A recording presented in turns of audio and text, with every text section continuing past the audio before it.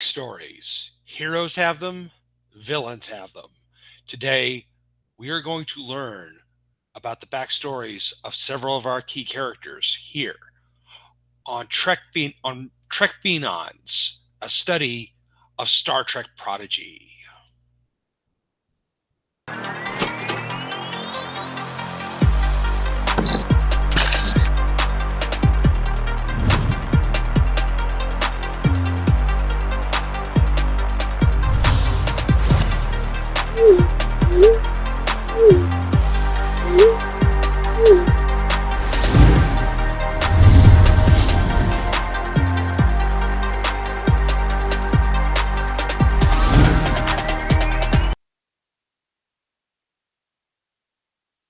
Nukneh, live long and prosper to all starships in the Alpha, Beta, Gamma, and Delta quadrants. I am your host, Mr. Josh Pritchett of the Northern Virginia Star Trek Meetup, welcoming you to Movers and Shakers Unlimited's Trek Phenoms, a spotlight of Star Trek Prodigy. And today, I am delighted to be joined by a special guest host. You may know him from several other media projects. He was very generous to cover for me when I was sick a couple of months ago. Ladies and gentlemen, please welcome Mr. Drew Bettner.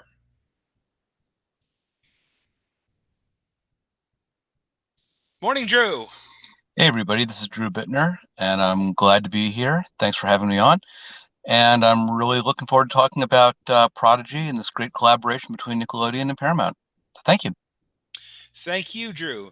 Drew will be joining us for the good, the bad, and the gorn and production sections. In the meantime, it's time for us to have a quick recap. So, with that, let's go fast. So, building off the events of what happened in last week's episode, Masquerades, we find our crew in the process of trying to repair the Protostar's proto-drive. And Dell is still kind of feeling pretty raw about what happened to him and finding out that he is actually a genetic experiment and that there is nobody really looking for him out there. So this prompts the rest of the crew to begin talking about their own origins. We already knew about Gwen's origin. She is the daughter of the diviner, and she used to help him before she realized that she was hurting actual people. So we find out first about Rock's origin. She, as it turns out, was engaged in kind of a pro wrestling type of thing where she worked with another person and they would go around putting on these shows where the other person would play the hero and she would play the evil monster out to crush the hero. And of course, she would always throw the fight until finally our beloved Rock finally had all she was going to take of that and decided she was not going to, as they say in pro wrestling, job out anymore, which prompted the owner of the gladiator matches to sell her to the Kazon, who in turn sold her to the diviner.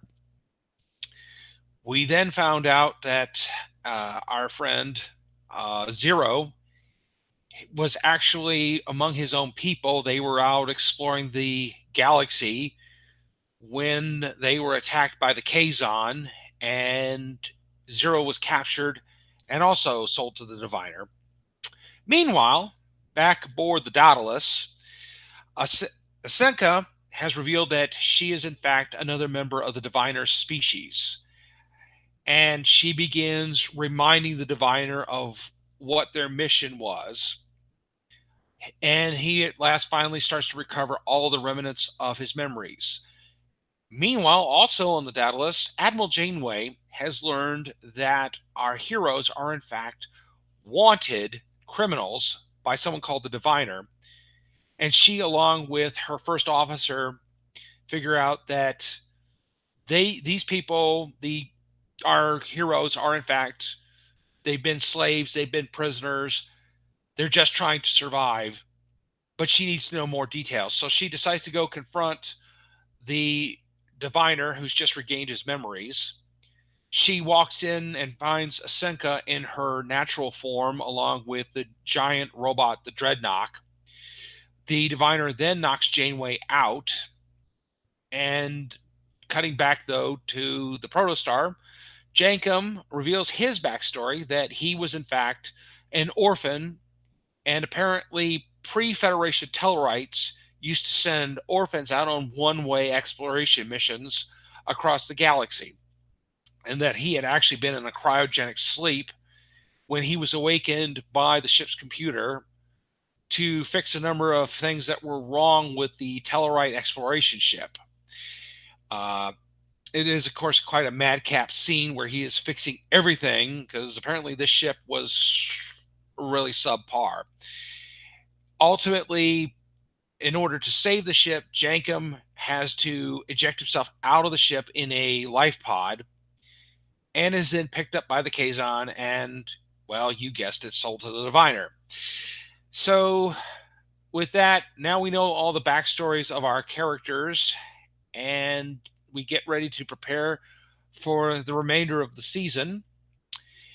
And that brings us to the end of our review. So now we will cut to our midway segment, the good, the bad, and the gorn. And now I will be joined by Drew uh, to give us his thoughts. So, Drew, are you there? Really good. Wow. I'll tell you, thanks for that recap, Josh. That was really in depth. Great job. Um, I hope that you've all had a chance to watch Prodigy. I think that, even though Josh did a great job recapping, there's an awful lot to see here.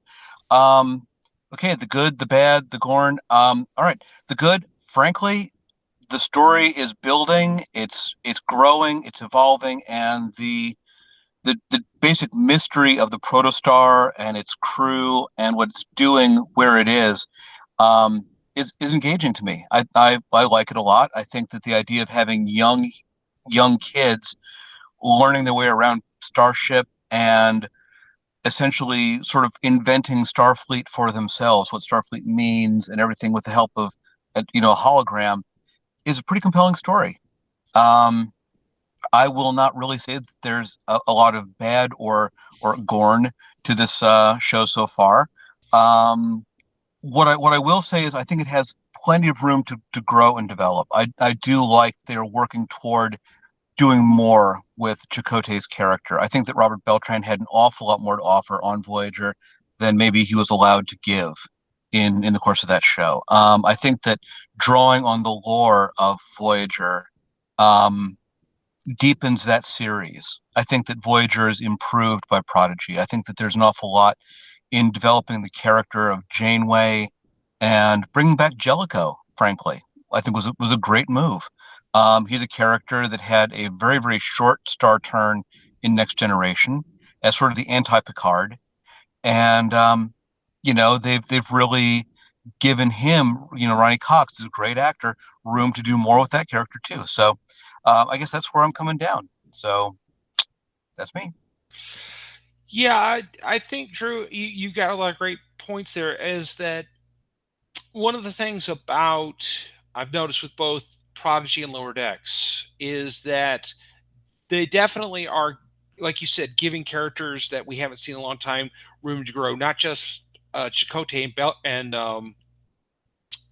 Jericho, but also Sonia Gomez, who we only saw in a couple episodes of season 2 of Next Generation, and she's now a Starfleet captain. So, it is a continuing story, up there with, like, say, Lord of the Rings, in that, everybody comes back. We keep knowing all these character stories.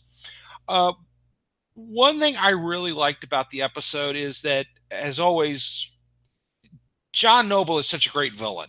And he brings that amazing voice talent of his to this show. I really do love hearing his voice. I was a big fan of the show Fringe, and of course, obviously, we know him as the dad from The Boys. And he is very good at playing villains. He's also good at being tragic heroes. But um, he is such a great villain in this, and it's great hearing more of his backstory and also the backstory of Asenka, knowing what's their plan was. We've known since the midway point what was going on here with why they wanted the protostar, what the diviner wanted to do, and why he blames the Federation. um and I think that he is such a great villain in the sense that he will not take responsibility. I mean, yes, Starfleet came to his world because they had developed warp drive, and Starfleet was curious and wanted to get to know them. But unfortunately, I really feel like their civil war is completely on them, not on Starfleet. But I think it's brilliant that they choose to blame the Federation for all of this, even though I'm a little bit hard pressed to figure out why that it is their fault. But I feel like, in the sense of great villains, they have to blame somebody that's not themselves. So I found that very interesting. What do you think about that, Drew? Okay, well, I'll take it as a given that everything Josh said is brilliant.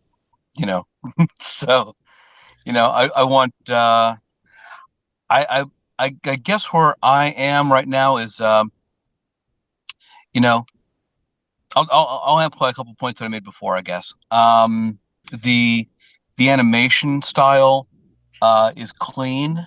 It reflects Star Trek well. It's very different from a lot of the other animated stuff that they've done. If you go back to the old Filmation days where they were reusing shots of the Enterprise, it's a lot different from that. It's like light years ahead. It's different from Lower Decks, which I also recommend. If you haven't watched Lower Decks, it's well worth watching. It's a great show. And the one thing that it's doing, that Lower Decks does very, very well, is it's pulling on all these different pieces of Star Trek lore to you know, pull the universe closer together. I mean, these are all different shows. They all have different purposes and themes and meanings, um, but they are all so very different. One thing that I think that Prodigy does very well, um, that the other shows have sometimes struggled with, is the nature of the ensemble. And in some of the Star Trek shows we've seen, and I won't point fingers, but we can probably recognize the syndrome where we see it. There seems to be a certain element of the prefab about the archetypes that they call on. The captain archetypes, the first officer, the science officer, and so on. Um, what Prodigy has done really is sort of reinvent those as younger, less experienced characters who are not as polished as Starfleet graduates would be, maybe not as experienced, but they're young and inexperienced, and they have an awful lot of opportunity to make their mistakes and grow. And they're unfortunately in a situation where they can't afford too many mistakes because they've got a very powerful and very determined enemy who's not even from their own time, going after them. Yeah. So, there's a lot of challenges that are getting thrown their way, and I like that this cast is not sort of perfectly constructed to answer exactly that challenge. So Right. that's what I'll say about that. Right. Exactly. I think that it is a very different kind of Star Trek. That you don't want every Star Trek show to be similar to what just came before.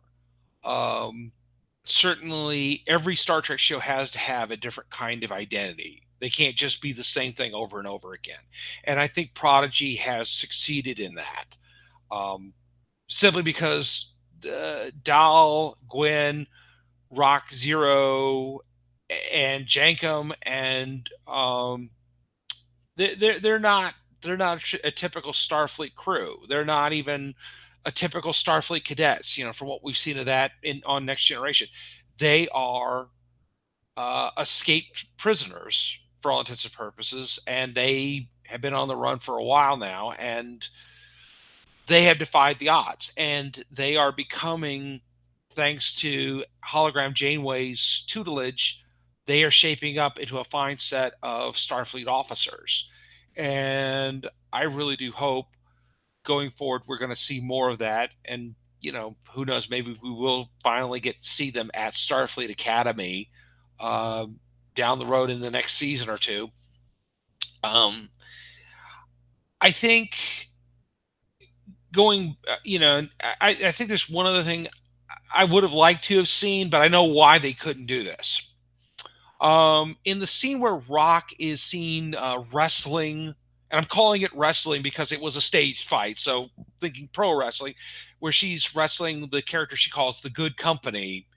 Um, it would have been amusing to see her going against the champion who we met way back in Voyager, who was, of course, played by a young actor, a very accomplished professional wrestler by the name of Dwayne The Rock Johnson. However, given that he is now the world's biggest movie star, it probably would have cost the gang at Nickelodeon and Paramount Plus a pretty penny to reuse Dwayne's likeness, even though I'm sure he would have been willing to, wouldn't have minded, but still, because of various things, he can't just let anybody just use his image like that.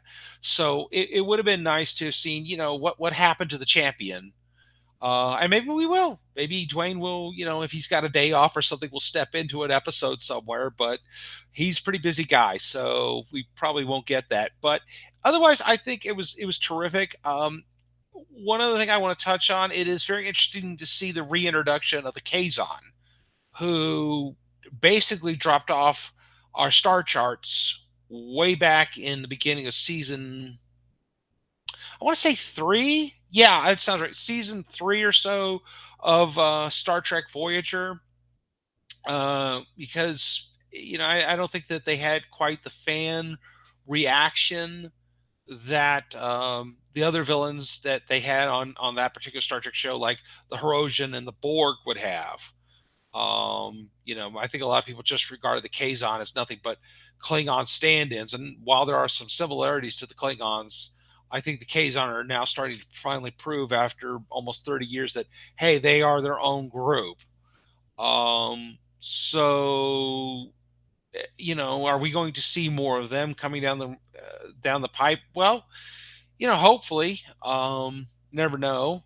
But it was interesting to see them and see what they've been up to since, um, you know, Janeway and Voyager left them in the dust so many years ago.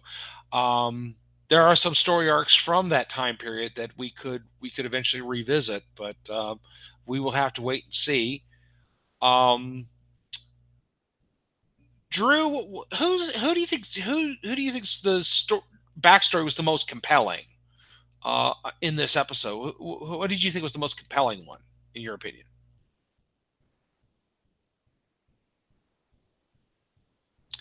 Okay, we're gonna have to wait a minute on Drew. Um, but anyway, just kind of moving on to other things that I think we've noticed. Um, some theories going forward. I think that we are this has been a very protracted season because of the animation and everything. So I think we are going to be drawing to an end here. The showrunners for for Prodigy have dropped some hints. I won't go into here right now about what is probably going to happen towards the end of the season. Um, I remain hopeful that our crew will find their way to Starfleet and they will defeat the Diviner and his helpers, and and eventually find a place within the Federation. Even though Dahl is probably himself going to have a harder time because he's an augment, or a failed augment, but we live in hope for him. But I think for now, now that Janeway has kind of more or less pieced together what's going on, I think things are going to get pretty intense here in the next 4 or 5 episodes. So hang in there, folks. I think there's we're almost to the end of this particular season. So, um, sorry, I think Drew has dropped off here. I'm not sure, but Drew, if you can hear me, just let us know. In the meantime, I want to remind folks. Oh, there he is. Hi, Drew. How's it going? Lost you there for a second. Can you hear us? Okay, we're talking theories now. Frankly, I don't know any fan out there that doesn't love to discuss what might be coming next when we're talking about TV series or things like that, or movie franchises.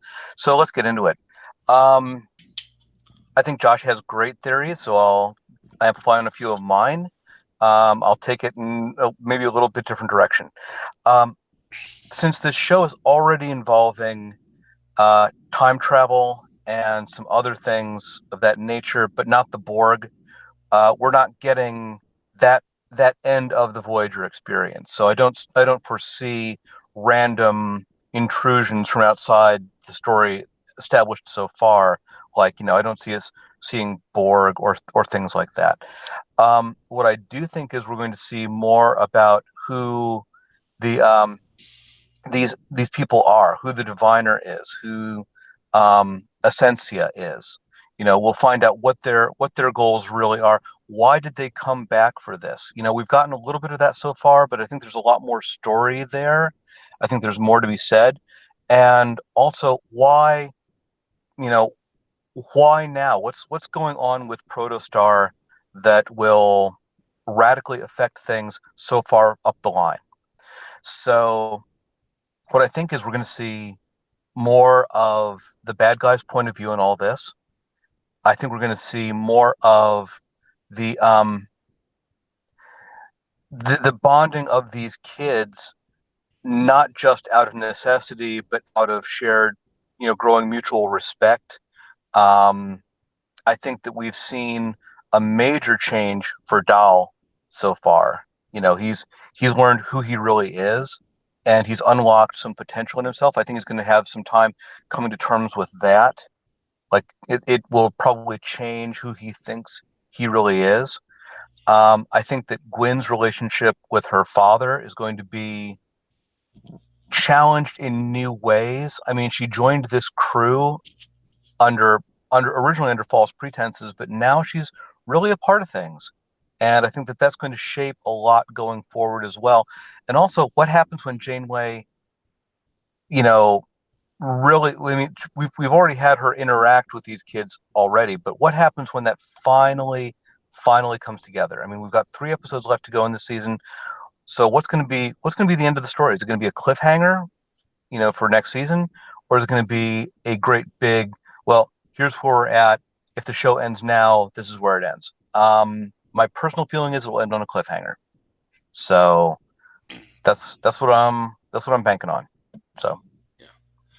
I personally hope it does not end on a cliffhanger. I would rather it just have a clean finish.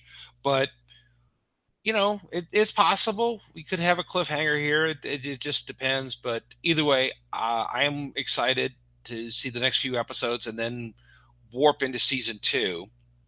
So, on that note, before we wrap up, Drew, have you got anything you'd like to promote about yourself and let us know about what you've got coming up?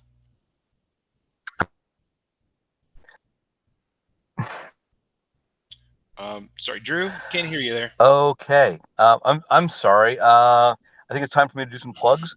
So let's plug away. Gosh, I mean, as we enter the Christmas season, there's a ton of stuff that I've seen lately that I think is really, really awesome. I mean, it's not now Star Trek, but I will definitely hype Guardians of the Galaxy holiday special. I would definitely plug Andor, and I would I mean, I know that's Disney Plus, so it's kind of outside the scope of this conversation, but you know, that's kind of where I'm at right now. I would say that there's tremendous amounts of good science fiction out there, and people can find me on Adobe.com. I do reviews there once in a while, and you can find me once in a while on sfrevu.com, sfreview.com, and that's me. Thanks, folks. Thank you, Drew, for stepping in and joining us today. We hope you'll do it again sometime. In the meantime, As always, I am the head of the Northern Virginia Star Trek Meetup Group, one of the longest running meetup groups on meetup.org. You can find me there. Reach out to me on my Facebook page, Josh Pritchett Jr., where you can also see me post the daily comic strips if you like those. Also, my book, Bigfoot and Other Tales of the Supernatural, is still available on Amazon and Kindle and makes a great Christmas gift, if I do say so myself. So, with that said, I want to thank you all for joining us. Thank you again, Drew, for stepping in and helping us out today. And as always, live long and prosper. We will see you next week. Goodbye, everybody.